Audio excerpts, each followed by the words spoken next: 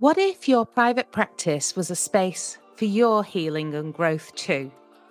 What if we could move our practices from a stress-driven business model to a practice that grows as we thrive? What if we become courageous leaders and agents of change through our practices? Join us as we explore the journeys of inspiring psychologists who are healing through private practice. Hello, and welcome to the Inspiring Psychologist podcast. In this episode, we're talking about trauma in the psychologist's chair, how we navigate our personal healing in private practice. You know, whatever your background or training as a psychologist or as a therapist, private practice also has the potential to activate your own trauma. I wouldn't be the first person to have come into psychology as a profession having had my own trauma background, my own trauma history.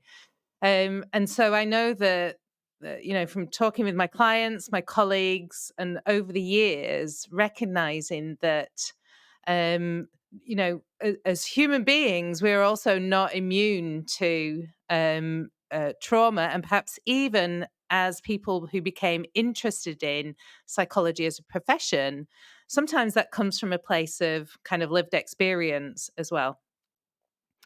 What I've also found, though, and in fact, the premise of this series is that private practice can also hold the potential to be a healing pathway. When I first started my career as an occupational psychologist, I remember reading a passage in a book that I think was by Carl Rogers. Reading that, one of the quotes that has just stuck with me the whole time was this idea that, and I think it's the way that Rogers phrased it, which was there's nothing about the work context that means it cannot be a therapeutic environment. And this is a really important kind of philosophy or principle or value that I bring to my work as an occupational psychologist, which is how are we creating environments that hold healing potential for us? Now, it's not the same as the work that trauma therapists do. But I also want us to think about how the world around us can be supportive, nurturing, and provide a context and a backdrop that can also be a place where we process and move through maybe the trauma that we've experienced. So our two guests in this episode are Dr. Monika Wieliczko and Dr. Yvonne Waft. Monika is the founder of A Guide to Afterlife practice, which supports people whose spouse has died. And Yvonne is a trauma therapist and director of Catalyst Clinical Psychology. And she's also author of the book Coping After Trauma. So welcome to the podcast, both of you. Hi, Monika. Hi, Yvonne. Lovely to see you. Hello. Hi. Great to be Lovely with to you. be here. Thank you. Yeah, pleasure. Thank you for inviting. So if it's all right with you, I wanted to start with kind of thinking about this question in relation to yourself. Could you share whatever you're comfortable with about your own story, briefly, about how trauma has intersected with your practice as a psychologist? I'm going to come to Yvonne first, because I've recently been reading your book and I know that you have some stuff in there about this. So, yeah. Yes, I mean, there's a lot to say, but I'll keep it as brief as I can. Yeah. I had various experiences growing up in maybe not the most nurturing of households, not the most emotionally connected of households. So that was the first element of my trauma journey.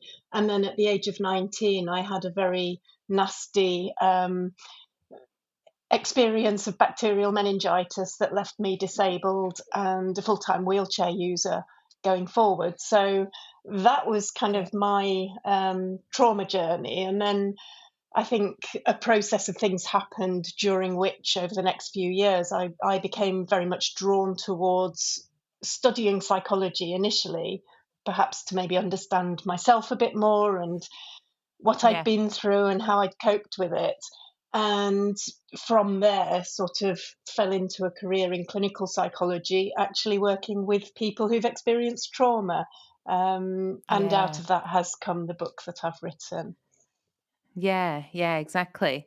And I think what I took from reading some of that story within your book, Yvonne, is also about how some of the context in which those events were happening also kind of added to the traumatic experience of it. So you describe kind of finding yourself at 19 years old and being, you know, a suddenly finding yourself disabled, but that was Mhm. in the context of the 1980s, if I'm getting the timing right, and Yeah. there being, you know, a much less support and so on.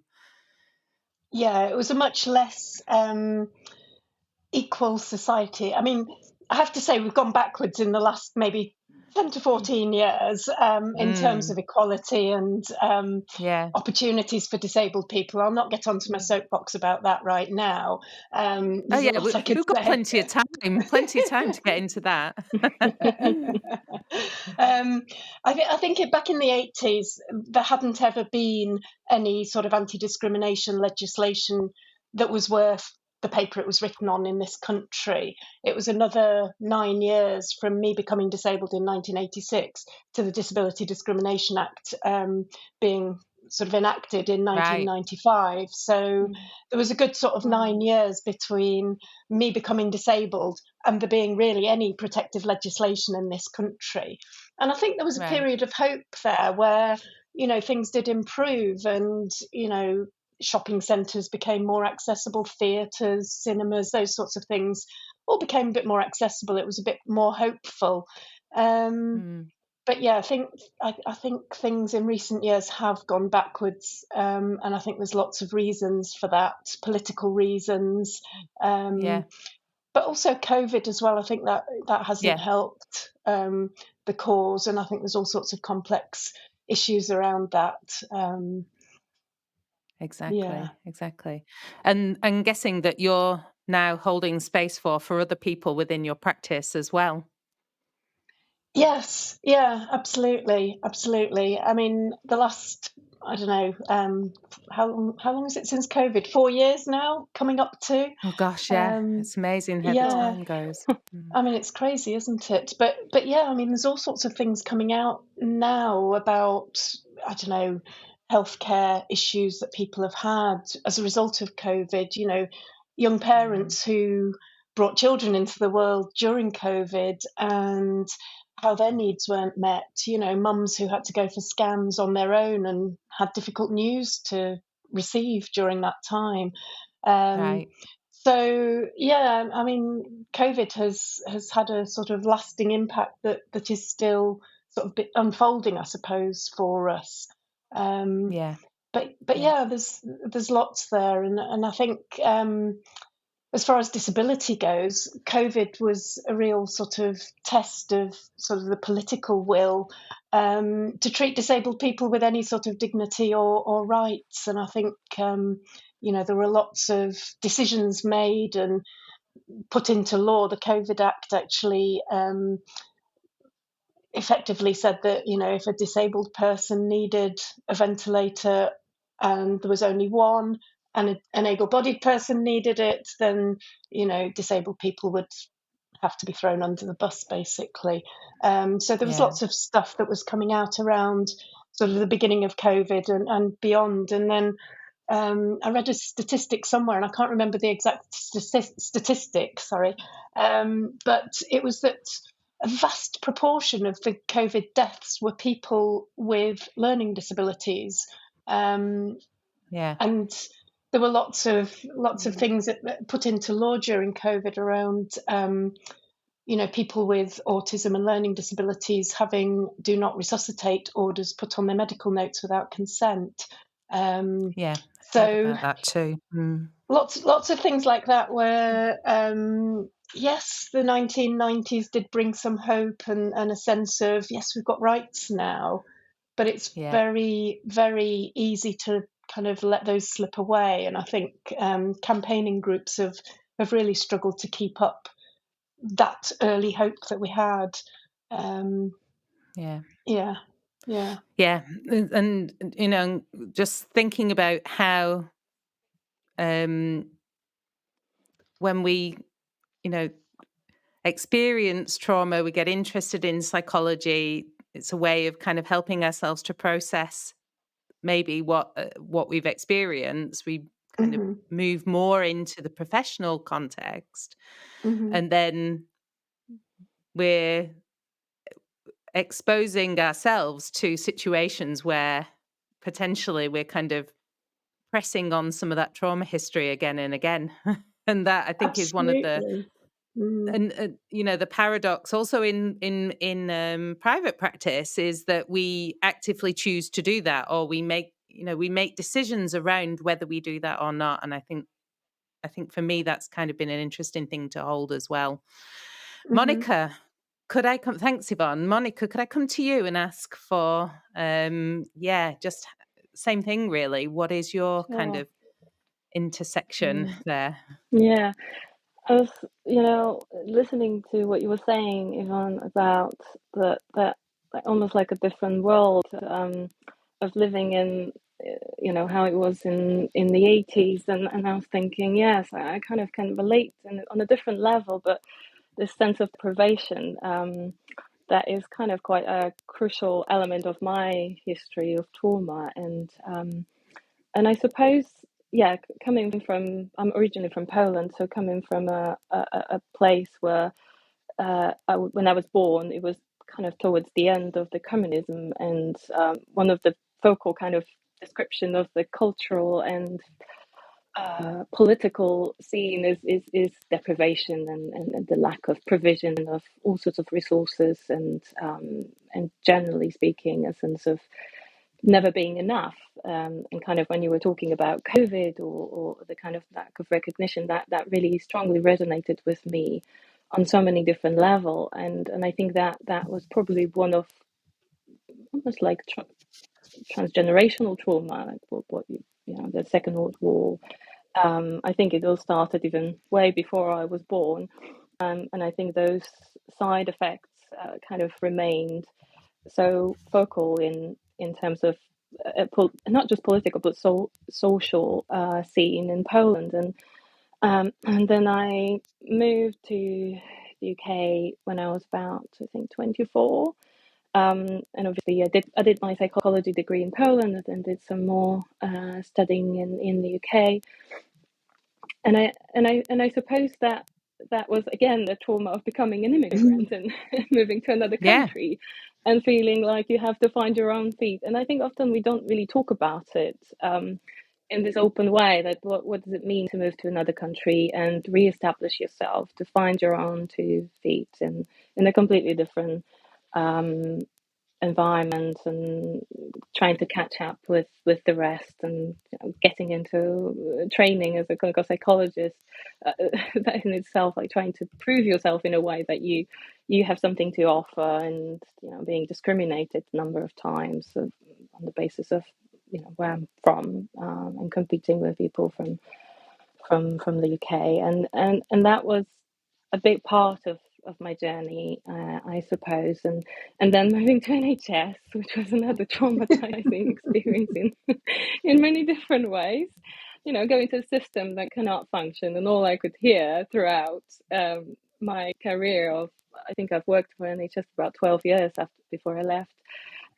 It was the deprivation. It used to be better. We used to have more, and everyone talking about deprivation, and how, we can't offer our patients enough, and we can't do this, we can't do that. We should be grateful we can see people for 6 months or a year because other people see them for 12 sessions. So always being presented as, be grateful what you have, don't ask for too much. And I think that's always been somewhere in the background of my personal story. But I I suppose that's always been somewhere as a background, but I think one of my major life events was first illness and then loss of my husband in 2022. That was in the midst of COVID and in relation to that whole experience of another form of deprivation of your own space. And I think that was probably, I would say, probably the biggest trauma, and the one that kind of left me in a place where I really had to rebuild everything, including the way I thought of myself, the challenges that experience brought, of especially prolonged illness.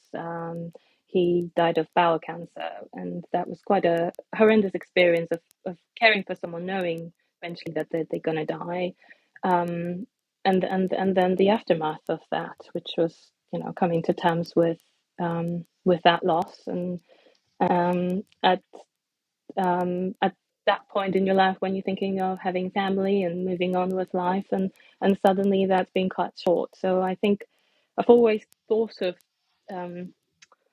trauma as something I'm helping people with, and I suppose simultaneously working on my own things in my own therapy. But I think when something like this happens in your life, you kind of realize that yeah, no amount of knowledge and skills that we have is enough, I suppose, to prepare, or in some ways to even help us get through it. And I think that probably was the main kind of traumatic, and still is, something I'm working through. And you took some time away from your practice as well, Monika, if I understand correctly, and then started to reformulate and reshape what it might look like. And when you kind of come back to what you want your practice to be again, what was that process like of kind of stepping back and then and processing away from, let's say, the psychologist chair? Yeah. Well, it was a bit of it was a very interesting experience, because I left NHS. I decided to leave NHS, and I was simultaneously working in private practice, but decided to stop because I think, frankly speaking, I think I had enough, and I thought, well, I just cannot go on like that. It was just too much. The idea of actually working as a psychologist made me feel so unwell, almost like I just couldn't do my job. I think it was a crisis point that was also an incredibly important turning point from my career, because it helped me realize that the way I used to work, the way I thought I should be practicing as a clinical psychologist, wasn't working for me. And I think the experience of looking after, and I had to, in a way, when I was looking after my ill husband, I had to drop most of my clinical work. And I think in a strange way, that was the moment when I realized I don't want to go back. I don't want to be doing things that I used to do. I don't want to be spending most of my time being responsible for other people and practicing from a place of almost like constantly being in the position of someone who's maybe not necessarily rescuing, but has such tremendous commitment to my work, especially working in secondary care and mental health services with very complex presentations. That element is always present. So for me, it was that moment when I thought to myself, no, it's enough. I have to make room for myself, and I stopped working for a year. And at some point I packed my bags and I went away to Southeast Asia for a few months, and been traveling and just I suppose rediscovering myself, trying to rebuild myself. And yeah, so that was actually quite a good time. In many ways it was good, in other ways it was difficult, but I think it was necessary. Yeah. I mean, and also just to kind of not just leave you two out there describing how this intersects with your practices, but also to talk about how this intersects with my practice as a psychologist, as a non-clinical psychologist, as an occupational and coaching psychologist. I ended up going into psychology because I was thinking of a correct way of describing it, because my family were chaotic, because it was a traumatizing upbringing, because it was I literally as a teenager couldn't figure out why I couldn't make my adoptive mother happy. And so, you know, way back, I ended up being adopted into a family. So this is in the early mid 70s. And at the time, it was something called the baby scoop era, which is where hundreds of thousands of women across different Western countries, but including my mother, were given no choice, but if they weren't married, their children were taken off them. And that was Yeah. they were no many of them were not at any Wow. risk to their children. They were perfectly healthy people who were going to grow up and have families, but for moral reasons, they had their children forcibly Really? removed. Yeah, hundreds of thousands. And Wow. and so That is shocking to yes, hear yeah. that it was a practice. I mean, this is the first time I'm hearing. It almost makes me think that that can't be true. Right. Like, Yeah, clearly that it's a can't be real true. hidden history. That's my It is. Yeah, reaction. it's an unspoken history. In USA, Canada, Australia, New Zealand, and then different countries around the world. So my mother was one example of them. And at the time, the other thing that was part of that story for me was I was adopted into a couple who had been trying for several years to have a child. And I was there to fix the domestic violence situation. So my adoptive father was extremely violent, and his excuse for that was it's because we can't have kids. So that's how it was in those days, as they say. Yeah.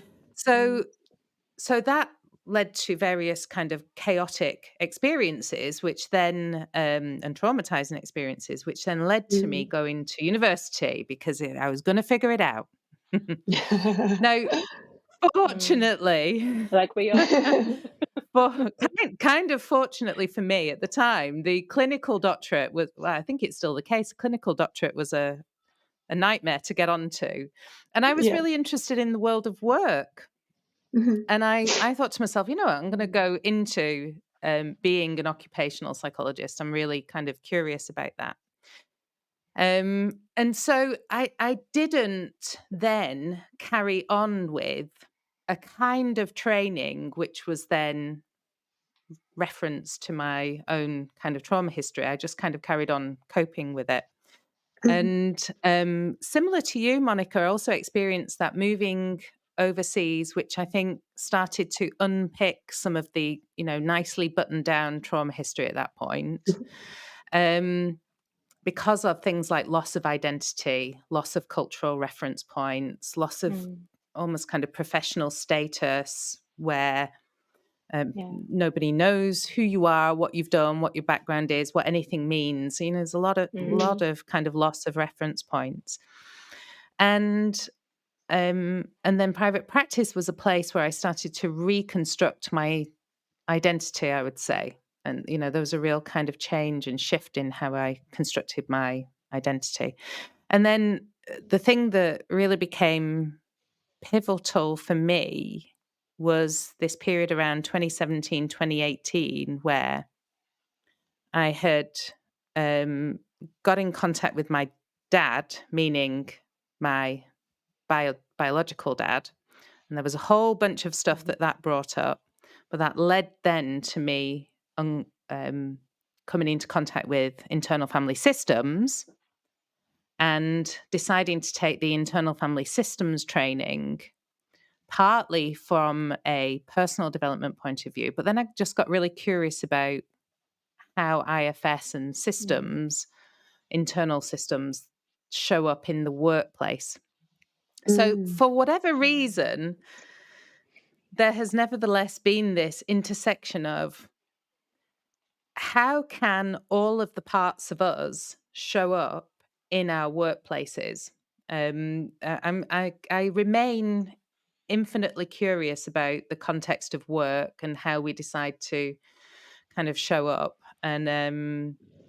And yet, this experience of private practice still brings many questions to me about should I do things which, or it makes me think about what my reasons for doing things. And it also makes me think about, if, for example, one of the things that I get really curious about is adult adopted people and how we're brought into a context where we are there to do a job, to fix a couple or to fix a family or to make a family. There's a whole kind of job element to it. Yes. And yeah, exactly. And identity things. And Full-time job. it is a full-time job. And then, and that influences how we then show up in work subsequently. And I think from a coaching psychology point of view, there's some interesting work around that. But nevertheless, I think to myself, do I want to go into that place where it would actually connect with a lot of trauma history? And so, at the moment, that idea just carries on percolating. So, I mean, there's a lot of themes there that are around, social and political and economic contexts, the impact on us, the decisions that we have. And I think that's kind of interesting then how that comes back into how we show up in a workplace like a private practice. So how has thinking about your practices themselves, how have those experiences then kind of fed into the ways in which you work, the ways in which you practice? I'm going to come to you, Yvonne, because I know you started to hint on some of that. Yeah, I was just actually reflecting briefly there on the parallels between Monika and myself in terms of how working in the NHS very much was, in many ways, a traumatizing experience and also a very limiting experience, I think. I totally heard what, and recognized what Monika was saying about not being able to work the way you want to work and do the work you want to do, and being kind of pressured into, shoehorned into certain models of working. And, that didn't sit well with me. I wanted some freedom to work the way I wanted to work. And I wanted, I think I react badly to being controlled. I think Yes, having had having had a very controlling father exactly. growing up, and having become a disabled person at the age of 19 and being told, well, you can't do this and you can't do that now. And there was definitely, I mean, going to the IFS thing as well, there's a part of me that's, if someone says you can't, there's a part of me that says, watch me, How are you Yeah, going to do it? exactly. And so, I wasn't going to be long term. I just, as the NHS was changing through, while I was working there, things were becoming more and more sort of, you will work this way, you will do it this way. And, we weren't being allowed to work with people for the length of time that people sometimes need. We weren't being allowed to use the range of integrative skills that people sometimes need. We were being told, well, can you not just, CBT them for 6 sessions? Will that not sort it out? And we're talking about people with really, really complex, histories. And no, yeah. 6 to 12 sessions of CBT is not going to touch the sides. And so, generally just feeling like I needed that freedom. I needed to get away from that controlling sort of environment. And also discriminatory stuff that I experienced. Again, heard what Monika was saying about discrimination in the workplace. Certainly there was some of that. And there was a lot of internalized ableism with me. And I kind of took that on as my sort of burden to carry, or my thing to solve. But looking back now, I put up with a load of stuff I shouldn't have put up with, on the journey to becoming a clinical psychologist, and through the sort of 10, 12 years that I spent as a NHS clinical psychologist. And I think working for myself in private practice now, I have the freedom to work with people in the way I want to work with them and the way that they need me to work with them. I have the freedom to work the hours I want to work. I have the freedom to say, actually, it really helps me if I can move my body in a morning. So if I can go for a swim, which is something I love doing, if I can go and have a swim at least a couple of mornings a week before work and start work later, I didn't, in the NHS, the option was kind of work 9 till 5. You could reduce your hours and work fewer days, but it was difficult to have the flexibility around hours. And so if I wanted to go to the gym, it was kind of, and have a bit of a swim before work, it was ridiculous to try and do that. I had a child as well, it was such a difficult logistical thing to go to the gym at any point around working. And for me now, I can run my day exactly how I want to run it within reason. Obviously I have to bring in an income, so I do have to see people. I can't just completely have that freedom and flexibility, but I can work my working day around my physical needs, my emotional needs. On a Friday, often I don't do a lot work-wise. I might catch up on some admin, but I might go to the gym, I might have a nice swim, I might go for a massage, things like that. And I've got that flexibility now to do that, which certainly working for an organisation didn't give me that. Yeah, yeah. And I think that relationship with personal agency and locus of control and things like that is, I think we overlook how important some of that is to our healing journey then. Yeah, No. absolutely. Absolutely.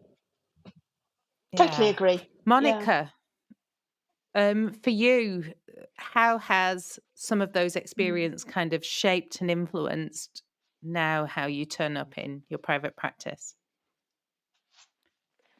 Well, I think it really redefined how I think of myself as a clinical Yeah, psychologist, because I think for a while I just couldn't really relate to the, this identity, especially when I wasn't working. Surprises there, but then coming back, I was thinking, but who am I? So I think that really made me redefine my way of working, and I think it made me much more human. I think it's not like I wasn't. It's not like people struggled to relate to me, but I think I really started growing in ways that I wasn't yeah, expecting, and I definitely feel that working through the loss, and still I'm still very much working through it, but starting to work through that really kind of opened up certain spaces in me that I don't think I ever was aware of, or at least I didn't have access to. And I think it influenced on kind of more human level. I think it helped me bring more of myself yeah, into work. um, and I think the capacity to tolerate the stress that people go through, not rushing to fix things, or be responsible for things, and just being more mindful of my limitations. And I think that really shaped as well the way I started thinking about developing something that very much resonated with what I went through as well, I'm going to use word widow, which I absolutely hate.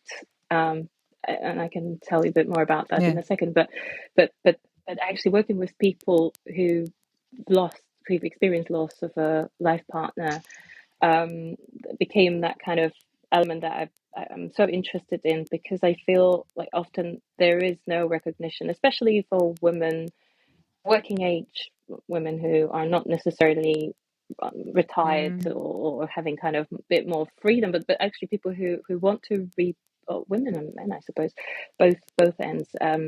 But I think it's much more difficult for women than it is for men socially to rebuild your life after loss. And I think that the social context is very much around the expectation that grieving should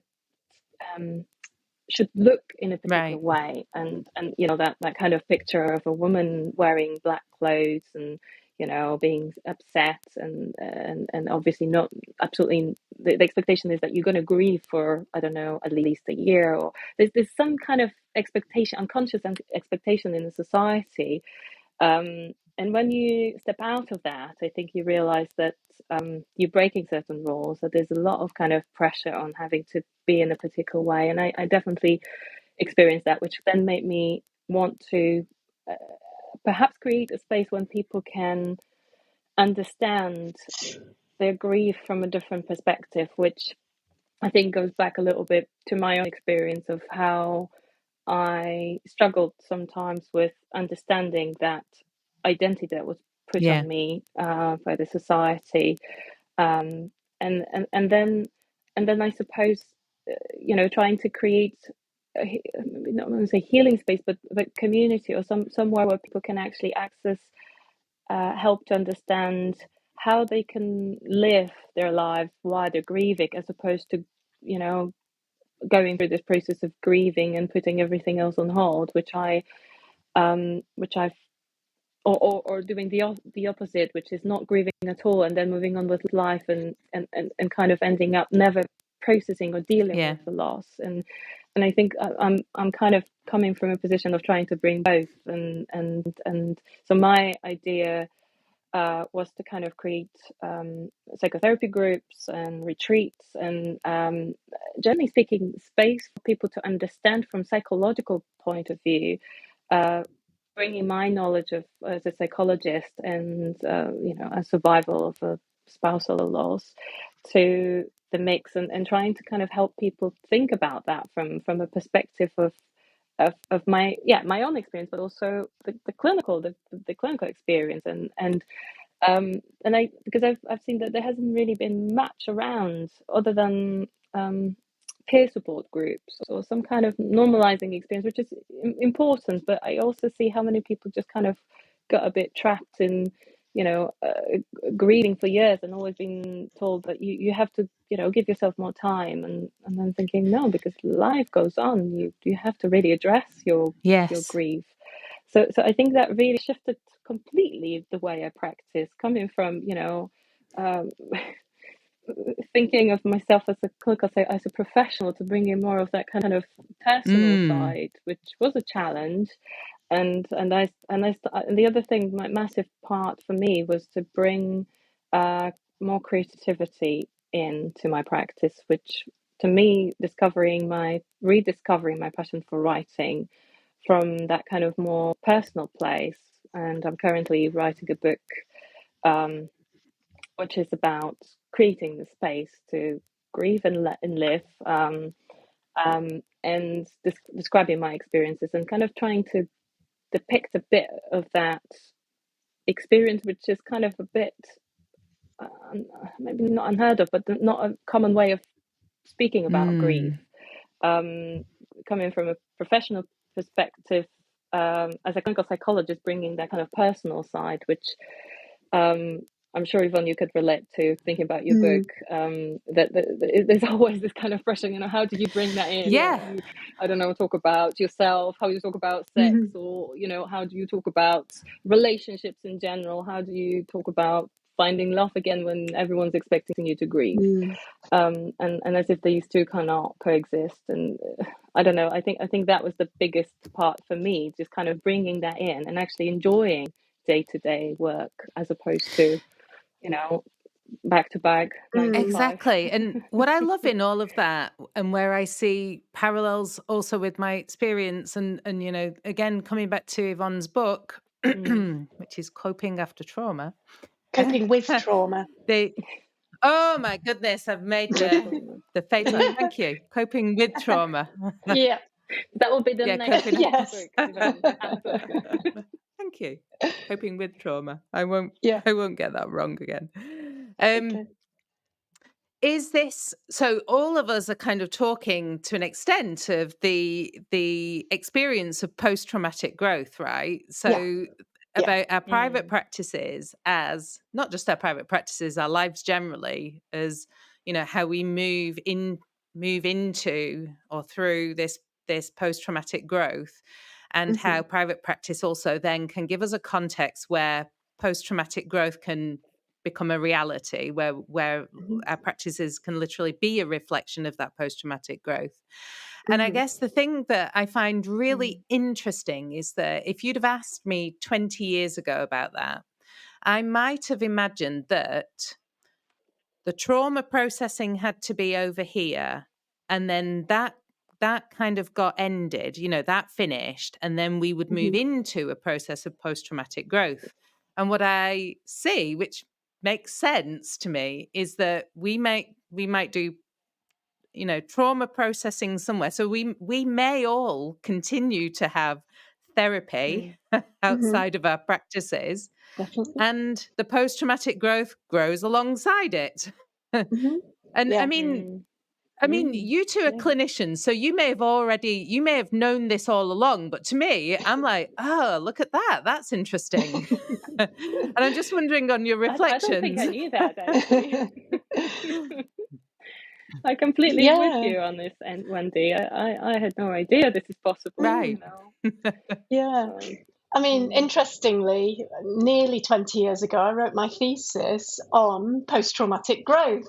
Yes. At a There you point go. where I'd been growing, I'd been dealing with trauma for a long time at that point. Um, but then, like you say, the two things continue in parallel. And Right. I've been in IFS therapy for just over a year with one of our colleagues, still working through various elements of my traumas and, sort of how they still show up day to day. Parts of me still show up that get in the way. However, there has been growth, and the parts of me that know that I can and I will have grown over, certainly over the last 20 years as a clinician. Um, Mm.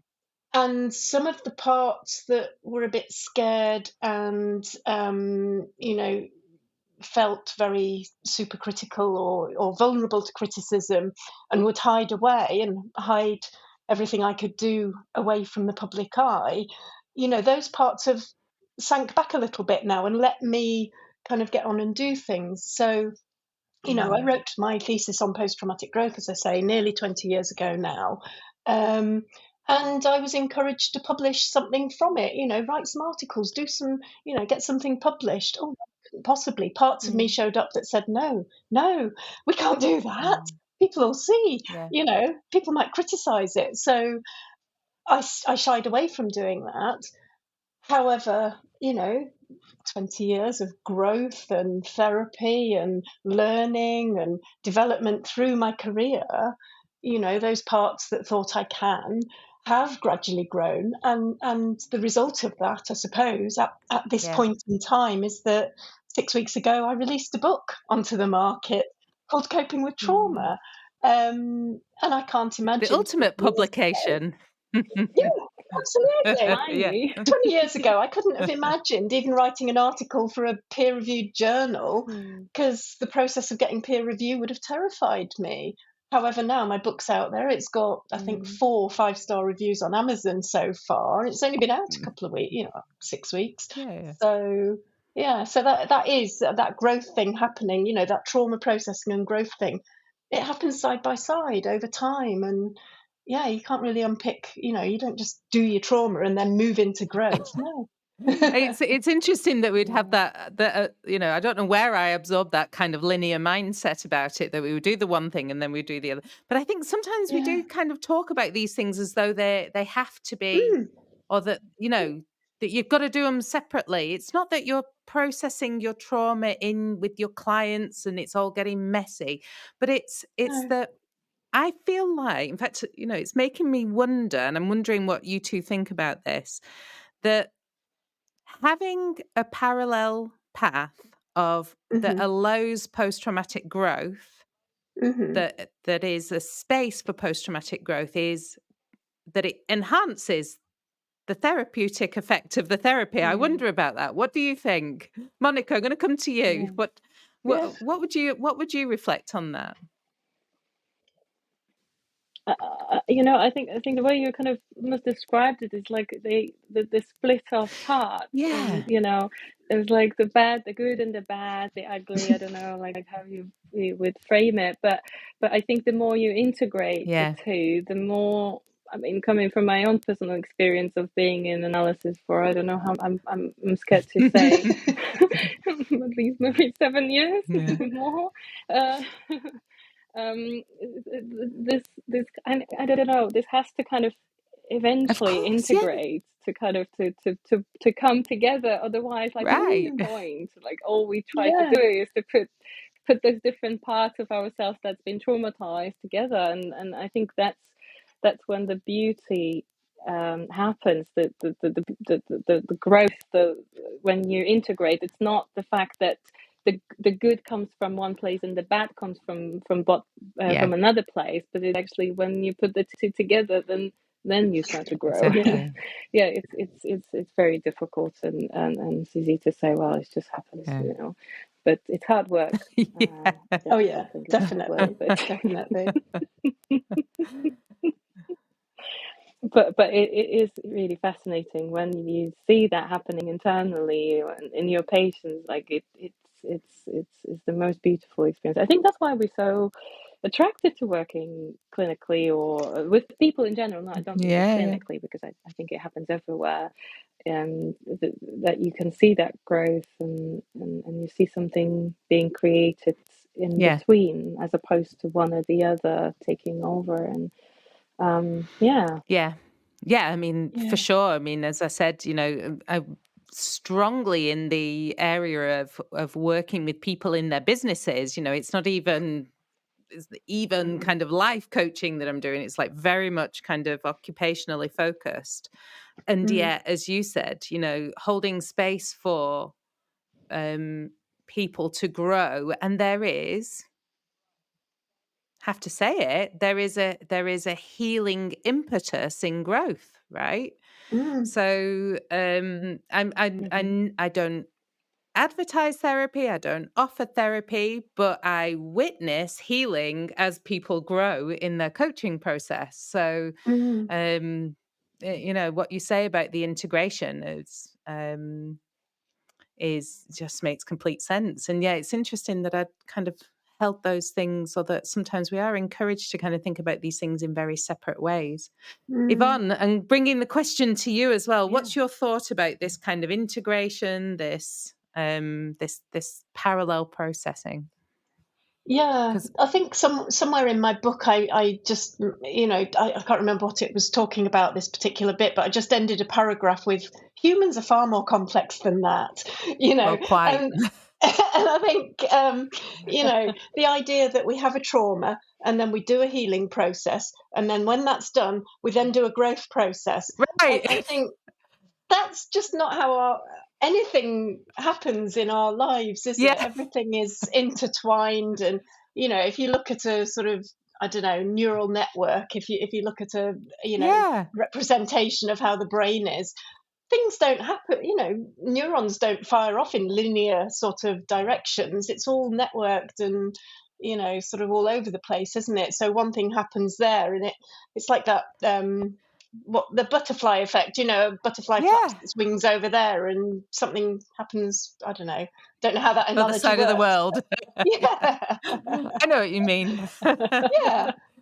So I don't think humans are as linear and straightforward as that, and life isn't linear and straightforward, is it? While you're busy dealing with your trauma, you might also be dealing with family and friends and stuff kicking off with people and jobs and careers, and everything's all intermingled, and yeah.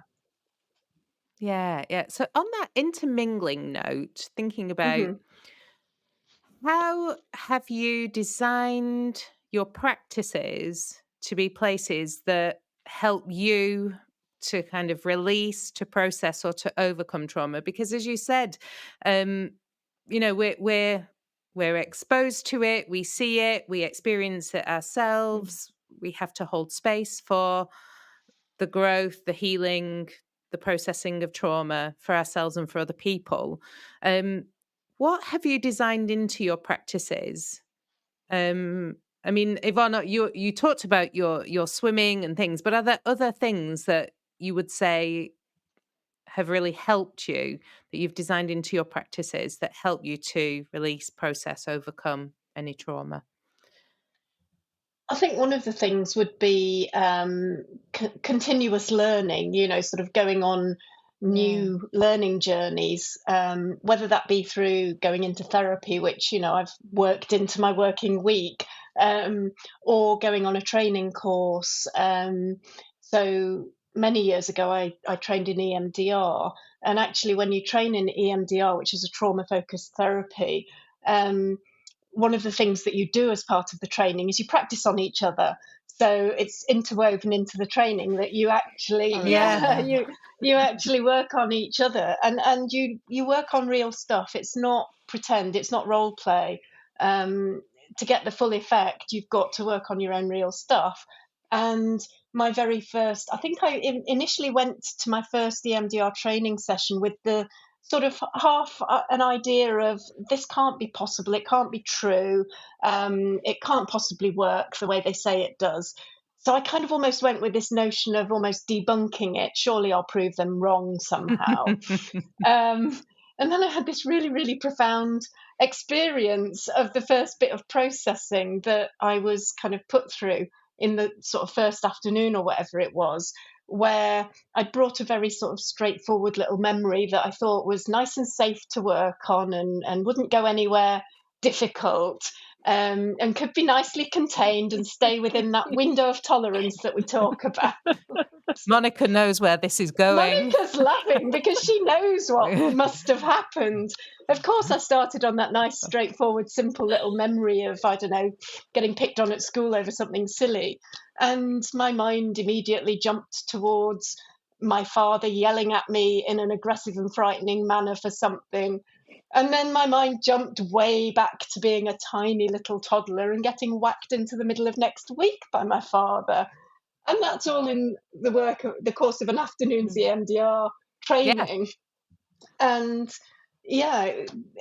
that was immensely healing, actually. It sounds quite traumatic, actually, and it wasn't expected at all. But we worked through that, and with the support of the training team that was there, that are there to pick up these things and help you work through them. And it pushed me into going and putting myself into some EMDR therapy with a local therapist once I got home from that training. But even just that one afternoon of being on that training shifted something for me. It enlightened me about something, and it shifted the trauma of that particular moment in time in a way that, was just huge for me. Investing in training and ongoing training, you have these little moments where you can just do a bit of work on yourself sometimes. So that's another way that, working for yourself, you've got that freedom to book onto trainings where you might get a little bit of that going on. Exactly. I mean, there would have been no way that an employer would have paid for me to go and do my IFS levels. No. Absolutely no way. And but it was absolutely transformational for the way I approach my business. Monika, any experiences from you? What have you kind of designed in, or what kind of really works for you in terms of how you structure your practice? Well, I think because by coming back to working clinically, I was very fortunate in some way, because the environment is that you start to build in a way from scratch, and I think that really gave me the power to set the limits right, in terms of how many patients I want to have and what kind of work I want to do. So instead of just doing one-to-one, like moving more towards developing ideas, which I'm very much at the stage of developing many of those, but thinking more about giving myself a space to think first of all. I think that would be the very first place, and I think having that kind of structure, especially when you're thinking about your coaching program, TTPA, and having that kind of environment where the thinking space can be protected, and it hasn't been. I don't think I've ever had that experience of coming in and actually, wait on a second, like, instead of doing, can we think what needs to happen, or how you want things to be, and using my creativity to get there. So instead of trying to, okay, so this is my plan, I'm going to see this many patients, that this is my business plan, how it normally is. I actually started to think, okay, so maybe I don't want to, first of all, acknowledging I don't want to be doing that, and that was my way of protecting my internal resources, and thinking, actually, maybe I can reach way more people if I use some of my time trying to put things across in a form of writing, or speaking to people, and actually creating content that is of high quality, as opposed to mechanical, almost kind of experience of producing I don't know, marketing content. So I think my thinking goes, oh, how can I share my knowledge and skills with people, which is such a big problem in our profession, that we are so bad at sharing our knowledge, partially because we always undermine ourselves, and secondly because I think we kind of are a little bit greedy. And that's my little theory, but I think maybe it's just me, but I think a lot of the time we are really greedy, and we don't like to share all the there's a lot of things scarcity that we've learned mindset over the as years. well. I mean, just to kind of what I there's to kind of, and that's not, I don't say that to kind of excuse it, but what I see is there's this sense of, if we don't hoard our knowledge, we won't be as exalted, as we won't be kind of held in as high esteem. And that, I think, comes from a place of scarcity. If I've not got all this, because I've let it go, then I won't have the thing, because it will have been taken. And so I can relate to, and I kind of I don't know if that's what you were meaning, Monika, but that's what I was taking it. Yes, very much so. No, very much so. And I think this whole idea that we, I was thinking, like, practically, as a working clinical psychologist, you can't, and working longer term, like I do, I can't possibly fit in more than maybe 15, 20 people for several years. I usually work with people for several years. So what's the level of reach? I mean, how many people can I really help? And obviously we're talking about substantial changes in people's lives, but actually the reality is that we can offer way more. And I think that switching point, when it happened for me, when I realized actually that I've got so much more to offer, was quite an important turning point. Just my own thinking, and then actually feeling like I've got so many ideas. I want to be creative in psychology, and now I find myself thinking, gosh, I've got so many ideas. How do I narrow it down? What do I prioritize? It's the story of my life. Can never prioritize. But it's such a powerful tool, being in private practice and actually using your mind in a way that kind of excites you, as opposed to puts you down and makes you feel exhausted. Like, I don't work 8 hours a day. I don't have this kind of sense of having to wake up every morning and going to work and hating my day. I think that is a wonderful feeling to have. I always have time to go out with my dog, and I'm training her to be a therapy dog. She's actually done quite a good piece of work recently with a girl who had dog phobia. So it's I know, just kind of bringing all those elements that are myself, I suppose, the resources I have that I didn't think I could use in therapy, and it's really quite freeing. It's really quite exciting to think about, what else going to happen next year, or what else I'm going to come up with. And I think that is quite a huge shift. And Don't know about you, Yvonne, whether you have those kind of moments when you actually think, oh, okay, this is possible. I didn't think this Yeah, like a very year much ago. so. But Yeah, I yeah. think, my experience of working in the NHS was very much that you could either be a therapist or you could be a manager or you could be a therapist who did some management some days. And there didn't Mm, seem to be an awful lot of, I don't know, creativity about the role or variety in what you yeah. could actually do. It seemed as though people were having to trade off, they could do therapy stuff, but that limited them to certain bandings, or they could move up the bandings, and that meant they became a manager. And it seemed very limiting as a model. Whereas in private practice, what I've found is that at times I have done lots of therapy work. I've also done bits and pieces of medico-legal assessment work. I've moved more into doing lots of supervision work more recently. Um, and now I'm thinking, well, I wrote a book as well. That sort of happened on the side of all that. I think that wouldn't have happened in the NHS because there just wouldn't have been the time, the space to think of that. And also, there'd have been questions about the intellectual property. Would it belong to the NHS where I was working, or would Oh, it be my book? goodness, yeah. Yeah. Yeah.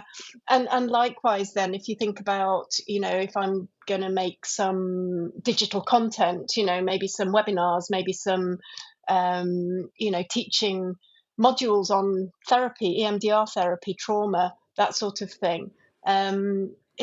It wouldn't be so easy to do if you were working for an organisation such as the Yeah. NHS. Whereas in private practice, you can think, do you know what? Mm, I've done a lot of therapy.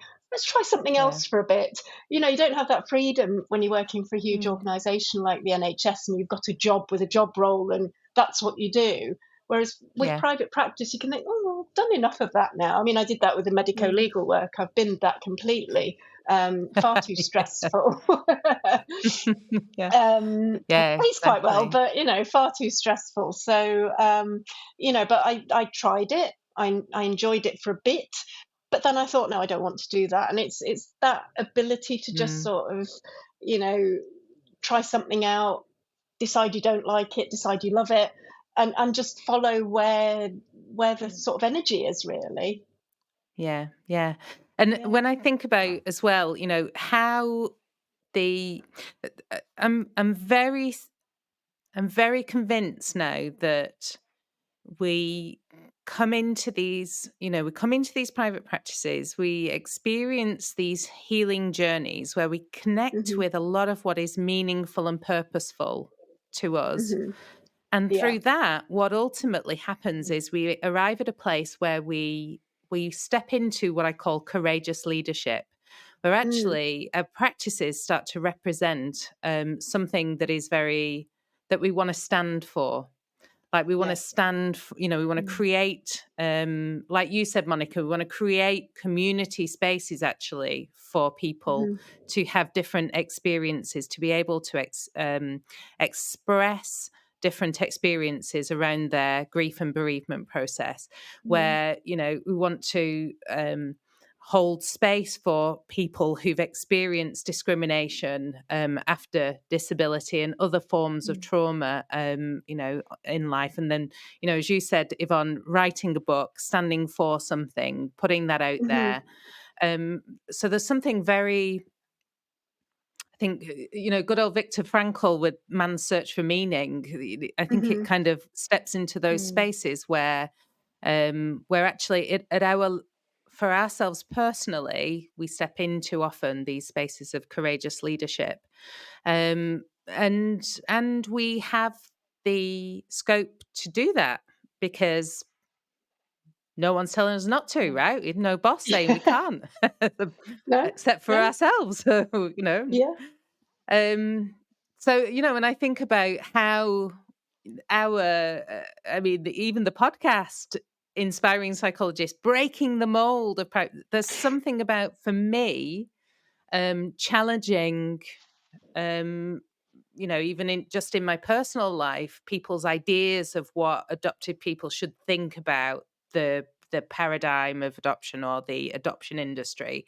Mhm. Knowing that I don't feel worried that somebody like a manager is going to disagree with me on that, and therefore I'm going to start getting bad appraisals. And there's a sense of secure base that you can build from a place like that, where you don't have to apologize for what you think and feel about a certain topic that you feel really passionate about. And yeah. But I would stop you here, Randy. I think it's more that you are allowed to think. Yeah, no. Very often you're not allowed to think for yourself. Yeah, and in many a lot of the time there's organizations. such a pressure that just pull out. Very much so. Yeah. It's just like such a threat that if you become your own person, that it's just it's not going to be received very well. And I've had this experience many times where I expressed my opinion and either been shut down or treated like a threat, like I'm trying to do something by expressing what I think. Exactly. So I think we're 5 steps below that, on a very basic fundamental level. You are allowed to think for yourself when you're working for yourself, and I think it's a pressure, because you have to think for yourself. You have to think for yourself. It's a really challenging job, but it's a bit like separating from a family. You kind of having to step away from what feels comfortable and familiar and slightly disordered, but you kind of get to do your own thing and with your own set challenges. But I think it's that shift once you start to think for yourself. I think it just becomes something else. I was just thinking about that there. There is a risk of idealizing private practice as well, isn't there? And actually it is quite activating at times. The whole idea of you are your own boss, and that's great because you've got the freedom and the liberty and everything else, but you're your own boss, and you've got to make the living, and you've got to get the clients in, and if you screw up, it's on you. And whilst that's probably true if you work in the NHS, if you screw up, will they really support you? But if you are working in private practice, it is all on you, and it activates those more anxious parts of self, I think. And it's as well, I think for me, one of the parts that gets activated by working privately is there's a very busy striving part of me that kind of has to overcome, and I think that comes directly from a position of trauma. A sense of I've got to do this on my own because nobody else is going to help me. And that can lead me into overworking and overstriving. And, that might not be healthy. And I think there is the space in a private practice to do the healthy things and to take yourself swimming and to take some time out to have therapy. But I think there's also the risks of, activating those less helpful parts of self that can lead you into kind of unhelpful places. And needing to kind of be aware of all of those. So I'm very mindful of what a rich discussion this has been, and thinking about how we can kind of draw this to a close. And I guess I'm going to ask both of you, given our discussion and just kind of thinking in conclusion, what would you want practitioners to know about trauma in the psychologist's chair when we're in this kind of private practice context? So I don't know, you might want to have a quick reflection on that, or I don't know if something is kind of immediately comes to mind. Well, for me, like one thing that comes to mind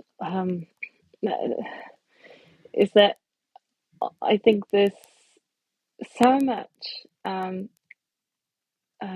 trauma. I mean, we all have our own trauma, and there's no life without trauma. But I think that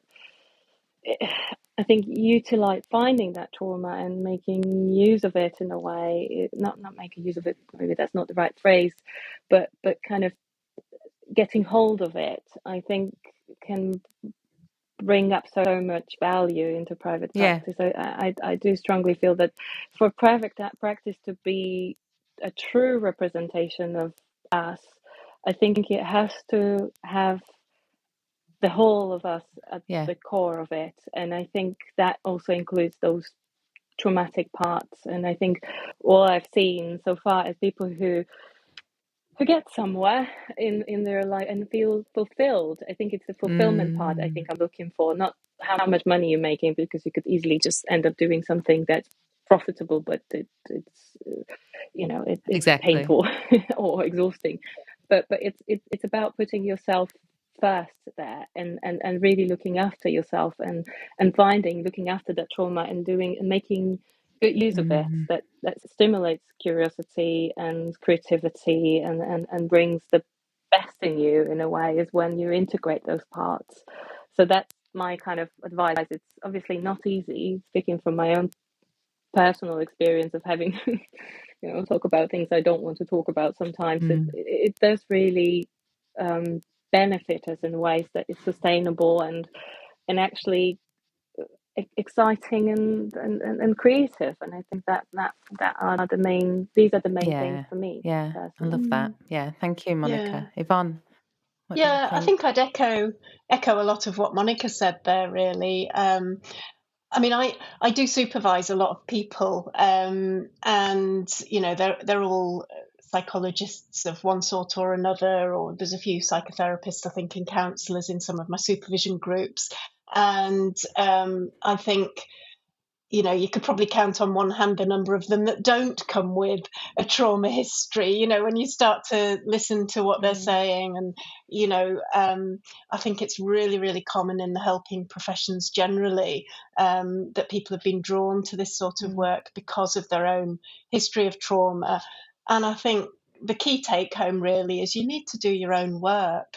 I think, you really need to do that work of understanding yourself, get to grips with what parts are being activated. You don't have to do IFS. There's many forms of therapy where you can explore these things. It's just the thing that's resonating strongly with me at the moment is that, those parts of yourself, understanding which parts are being activated by the roles that you're finding yourself in, and which parts are not getting a voice, and, are maybe feeling resentful that they're not getting a voice.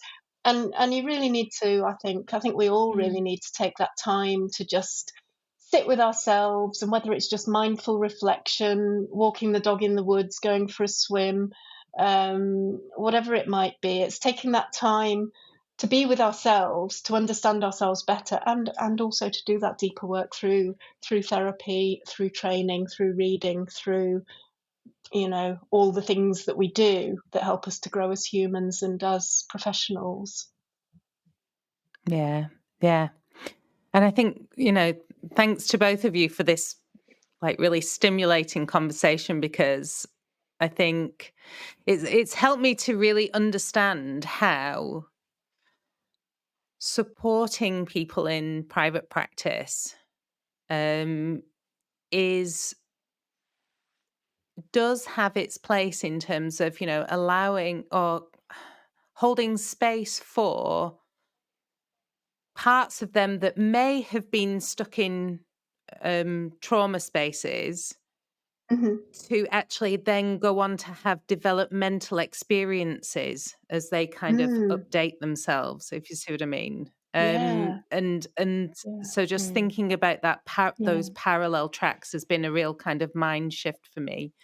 That actually there is something really valid and healthy about having that post-traumatic growth track that runs alongside the trauma healing track, and both help one another. So thank you for that. This is why I enjoy connecting with my clinical colleagues and having these conversations. It's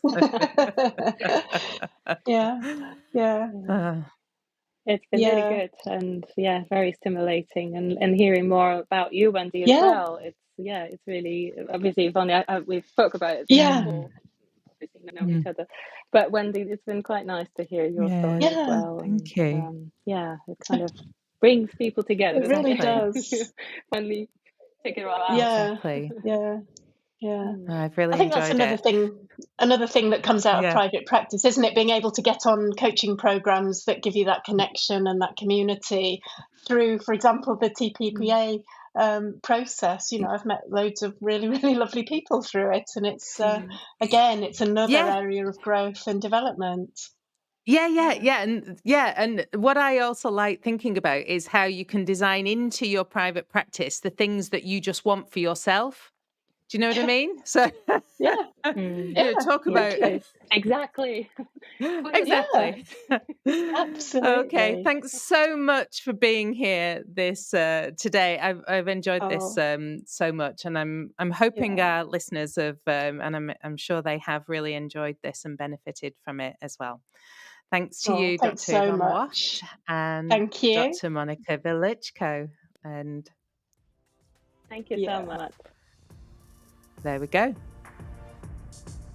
Have you experienced a toxic workplace or felt drained, disillusioned, or isolated in your practice? Perhaps it's time to transform your professional journey. Our Practice Accelerator and coaching programs are crafted to help you create a thriving practice aligned with your well-being and values. If you're curious about what this could look like for you, visit our website and explore how we can support you in building a fulfilling and sustainable practice. You don't have to navigate this alone. Let's thrive together. Join us at inspiringpsych.com. That's inspiringpsych.com.